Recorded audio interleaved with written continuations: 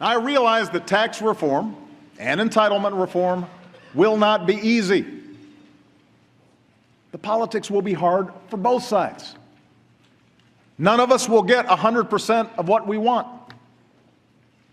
But the alternative will cost us jobs, hurt our economy, visit hardship on millions of hard-working Americans. So let's set party interests aside and work to pass a budget that replaces reckless cuts with smart savings and wise investments in our future. And let's do it without the brinksmanship that stresses consumers and scares off investors. The greatest nation on earth cannot keep conducting its business by drifting from one manufactured crisis to the next. We can't do it.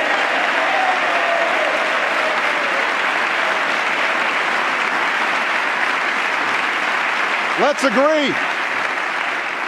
agree right here, right now, to keep the people's government open and pay our bills on time and always uphold the full faith and credit of the United States of America.